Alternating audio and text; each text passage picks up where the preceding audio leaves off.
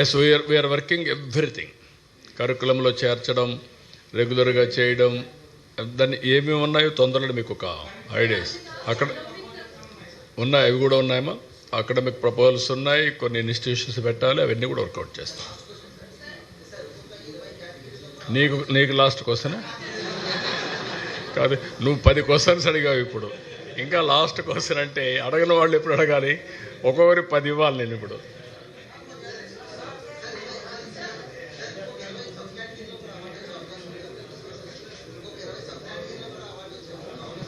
ఇరవై 21 వస్తున్నాయి. World book of records 21 వస్తున్నాయి. 2 గిన్నీస్ రికార్డ్స్ వస్తున్నాయి. గిన్నీస్ రికార్డ్స్ ఎక్కువ డబ్బులు ఖర్చు పెట్టాలి. అటు కాకుండా రికార్డ్స్ అయితే 21 అదనంగా వస్తున్నాయి. మొత్తం 23 రికార్డ్స్ వస్తున్నాయి. Global records, world best records. 1 minute. మీరు ఒకసారి అడిగిన వాళ్ళని వదిలేయండి. ఇది డెమోక్రసీ. కొంతమంది అడగిన వాళ్ళకు కూడా అవకాశం ఇవ్వాలి.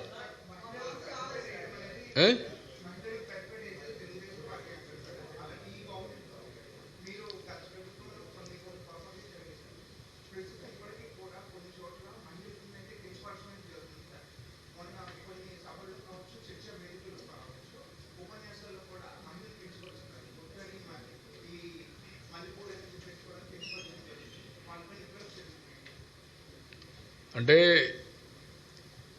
కొంతమంది కరుడుగట్టినటువంటి నేరస్తులు, కొంతమంది మైండ్ని పొల్యూట్ చేసుకున్నటువంటి వ్యక్తులు, గంజాయి, డ్రగ్, ఇంకొక పక్కన నేర ప్రవృత్తుండే కొంతమంది, వాళ్ళ మైండ్లో ఇదే ఉంటుంది. అలాంటి వాళ్ళని ఎంకరేజ్ చేసే వ్యక్తులు ఉంటే రెచ్చిపోతారు. అందుకే నేను చాలా స్పష్టంగా చెప్పాం, ఎవడైనా సరే ఆడబిడ్డల జోలికి వస్తే అదే చివరి రోజు కావాలి, చేసి చూపిస్తాం. It is a matter of time. But నేను ఒక మాట చెప్పే ఎలక్షన్ల ముందు, డ్రగ్స్ అడిక్ట్ అయిన వాడికి అంత ఈజీగా పోదు. వాడికి భయమైనా ఉండాలి, లేకుంటే మార్పు అయినా రావాలి. డీ అడిక్షన్ చేయాలి, లేకుంటే అతను ట్రీట్ అన్న చేయాల్సిన అవసరం ఉంది. Will do it. I'm very clear. నేను ఒక్కసారి కాదు, 2 సార్లు కాదు, చాలాసార్లు చెప్తున్నా. నేను మోటివేట్ చేస్తా, మర్యాదగా చెప్తా. వినకపోతే పబ్లిక్ ఇంట్రెస్ట్ కోసం ఏం చేయాలో చేసి చూపిస్తా. అంతవరకు వదిలిపెట్టినవాడిని. కానీ వచ్చిన సమస్య over a period of time మీరందరూ ఏమనుకుంటారు, తప్పించుకోవచ్చు అనుకుంటున్నారు. ఇరుక్కున్న తర్వాత ట్రీట్ చేస్తే అప్పుడు అర్థమవుతుంది వాళ్ళందరికీ. అంత ఫర్మ్గా ఉంటే అర్థమవుతుంది. కానీ కొంచెం టైం పడుతుంది. ఇంకా కొంతమందికి అలవాటు అయిపోయి క్షణికమైనటువంటి ఉద్రేకం కావచ్చు, అలవాటు కావచ్చు, ఆ నేర చరిత్రలో ఉండే మనస్తత్వం కావచ్చు, ఇవన్నీ కలిసి చేస్తున్నారు. బట్ ఐఎమ్ వెరీ క్లియర్, ఈ రాష్ట్రంలో ఎవడైనా సరే నేరాలు చేసి తప్పించుకోవాలనుకున్నా, ఆడబిడ్డల జోలుకొచ్చి తప్పించుకోవాలనుకున్నా అదే చివరి రోజు అవుతుంది. Be clear. నో ఇది అలవాటు అయింది. ఇంకా మీకు అందుకని సోషల్ మీడియాలో వేయడం, అలవాటు చేసుకోవడం, వాట్ నాన్ సెన్స్. 3 years ఆడబిడ్డల పైన ఏంటి అత్యాచారాలేంటి?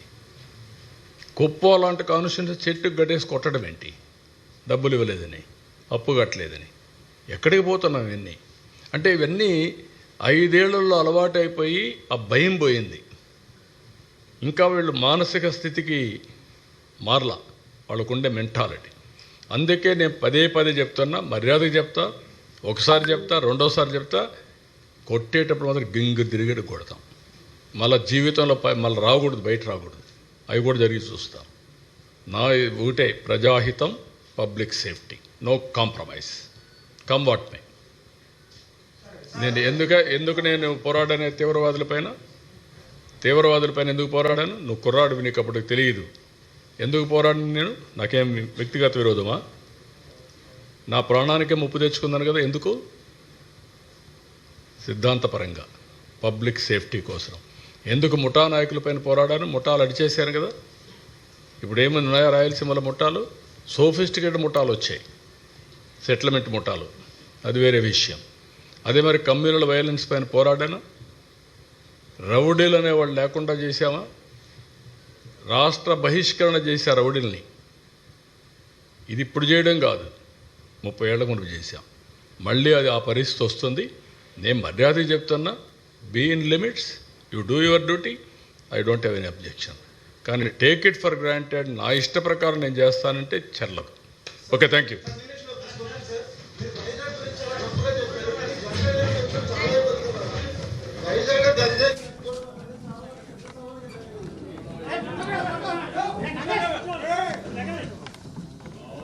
ఇష్యూస్ గంజాయి ఒకటే చెప్తున్నా. ఒకప్పుడు విశాఖపట్నం క్యాపిటల్గా చేసుకొని గంజాయి హబ్గా చేసుకొని చేశారు. చాలా సమస్యలు వచ్చాయి. రేపు 25 కూడా గంజాయి పైన పెద్ద ఉద్యమం చేస్తున్నాం, అవేర్నెస్ చేస్తాం. గంజాయి అమ్మినా, పండించినా, వ్యాపారం చేసినా, తీసుకున్నా చాలా ఫర్మ్గా ఉంటాం. Be careful.